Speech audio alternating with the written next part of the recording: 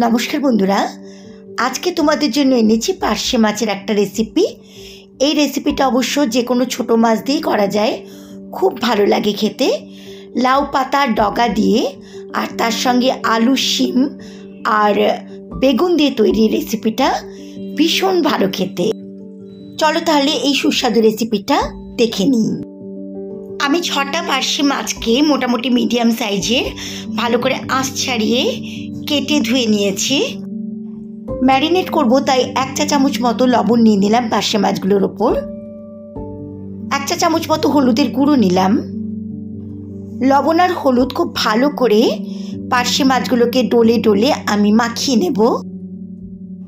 পার্শে মাছগুলো লবণ হলুদ দিয়ে খুব ভালো করে ম্যারিনেট করে 15 মিনিট মতো আমি আলাদা করে সরিয়ে রাখছি। এবার আমি 4টে মতো লাউ পাতাকে ভালো করে কুচি করে নিয়েছি, তার সঙ্গে ডগা দিয়েছি আর সরু সরু বেগুন দিয়েছি কিছুটা, 5-6টা মতো শিম দিয়েছি আর একটা মিডিয়াম সাইজের আলুকে খোসা ছাড়িয়ে লম্বা করে কেটে নিয়েছি। মিক্সিং জারে বাটার জন্য একটা বড় সাইজের পেঁয়াজকে কুচি কুচি করে নিলাম। 1 ইঞ্চি আদাকে ছোটো ছোটো টুকরো করে নিয়েছি।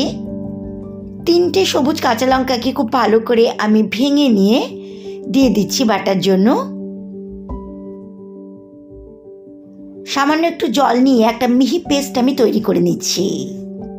গ্যাসের ওভেনের মুখে কড়াই বসিয়ে 4 চামচ সর্ষের তেল নিয়ে গরম করব। এই রান্নাটা কিন্তু সর্ষের তেলেই ভালো লাগবে।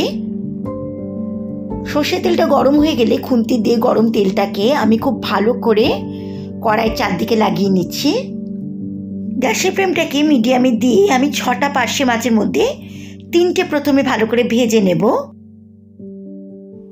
প্রথম 1 মিনিট মতো একদম আমি নাড়াচাড়া করব না মাছগুলো, যাতে নিচের দিকটা ভালো করে ভাজা হয়। ঠিক 1 মিনিট বাদে আমি 3টে মাছগুলোকে উল্টে দিচ্ছি। মাছগুলো উল্টে দেওয়ার পর আবারও আমি 1 মিনিট মতো কোনো নাড়াচাড়া করব না, যাতে ওপরের দিকটা নিচে এসে ভালো করে ভাজা হয়। 1 মিনিট বাদে আবার দেখো নাড়াচাড়া করে আমি মাছগুলোকে লাল লাল করে ভেজে নিচ্ছি।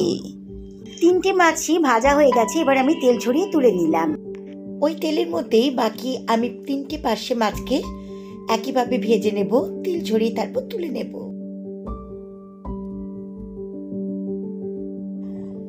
ওই মাছ ভাজা তেলের মধ্যেই যে একটা মিডিয়াম সাইজের বেগুনকে আমি এরকম ছোট ছোট লম্বা লম্বা করে কেটে নিয়েছিলাম, সেগুলো লাল লাল করে ভেজে তুলে নেব।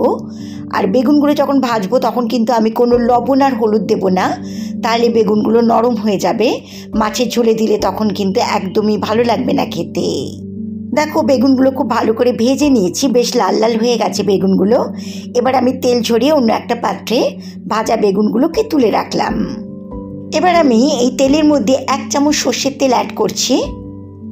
সর্ষের তেলটা গরম হয়ে গেলে গ্যাসের ফ্লেমটাকে লোয়ে দিয়ে আমি একটা শুকনো লঙ্কা ফোড়নের মধ্যে দিয়ে দিলাম। 1/2 চামচ রাঁধুনি ফোড়নে দিলাম আর দিলাম 1/2 চামচ কালো জিরে। ফোড়ন থেকে সুগন্ধ বেরোলে আমি 2টো মিডিয়াম সাইজের পেঁয়াজকে এরকম সরু সরু লম্বা করে কেটে নিয়েছিলাম, সেগুলো দিয়ে দিলাম ভাজার জন্য। পেঁয়াজগুলো হালকা লাল লাল করে আমি ভেজে নেব। পেঁয়াজগুলো যখন হালকা হালকা লাল লাল রং ধরেছে তখন আমি যে আলুটা কেটে রেখেছিলাম 4 খণ্ড করে, সেগুলো দিয়ে দিলাম। দিয়ে মোটামুটি 1 মিনিট মতো নাড়াচাড়া করে নেব আলুটাকে পেঁয়াজের সঙ্গে। আলুটাকে 1 মিনিট ধরে নাড়াচাড়া করার পর যখন আলুটা একটু নরম হয়ে এসছে তখন আমি শিমগুলোকে দিয়ে দিলাম। শিমগুলো আমি গোটায় রেখেছি। আরও 30-40 সেকেন্ড মতো শিমগুলোকে আমি আলুর সঙ্গে একটু নাড়াচাড়া করে নেব। 30 থেকে 40 সেকেন্ড মতো শিমগুলোকে আলুর সঙ্গে আমি নাড়াচাড়া করলাম। এবার মিক্সিং জারে যে আদা, পেঁয়াজ আর কাঁচা লঙ্কার পেস্টটা করে নিয়েছিলাম সেটা আমি দিয়ে দিলাম। দিয়ে লো ফ্লেমে আমি আরও 1 মিনিট মতো খুব ভালো করে আমি কষিয়ে নেব, যতক্ষণ না এর কাঁচা গন্ধ চলে যায়।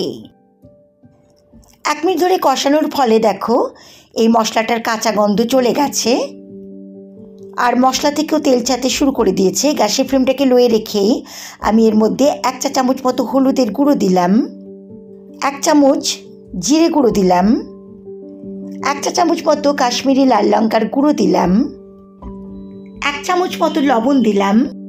সামান্য একটু জল দিয়ে আমি খুব ভালো করে গুঁড়ো মশলাগুলো এই সবজির সঙ্গে কষিয়ে নিচ্ছি। জলটা আমি এই জন্যই দিলাম যাতে গুঁড়ো মশলাটা নিচের দিকে কড়াইয়ে লেগে না যায়।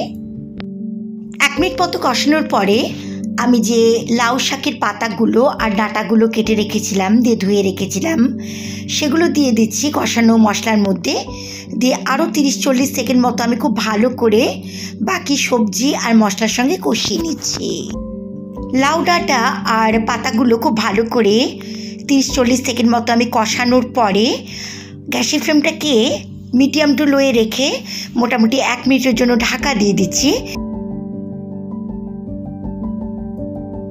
ঠিক 1 মিনিট বাদে আমি ঢাকনাটা খুলে দিলাম। দেখো খুব ভালো করে সবজিগুলো নরম হয়ে গেছে। গ্যাসের ফ্লেমটাকে মিডিয়ামে দিয়ে আমি একটা মিডিয়াম গ্লাসের সমান জল দিয়ে দিলাম। জলটাকে খুব ভালো করে আমি মশলার সঙ্গে সবজির সঙ্গে মিশিয়ে দিচ্ছি। ঝোলটা ফুটে উঠলে একটা একটা করে ভেজে রাখা পার্শে মাছগুলো আমি ঝোলের মধ্যে দিয়ে দিচ্ছি। সবকটা ভাজা পার্শে মাছ দেওয়ার পর আমি ভেজে রাখা যে বেগুনের টুকরোগুলো ছিল সেগুলো আস্তে আস্তে ঝোলের মধ্যে দিয়ে দিলাম।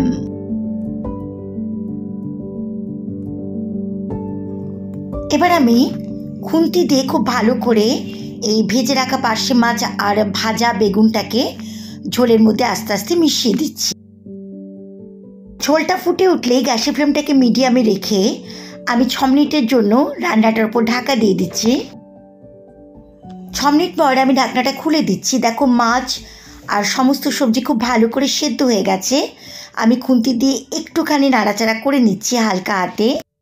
একদম তৈরি হয়ে গেছে পার্শে মাছের ঝোল, লাউ পাতা আর ডাঁটা, বেগুন, আলু, শিম দিয়ে। গ্যাসের ফ্লেমটাকে অফ করে ঢাকা দিয়ে দিলাম।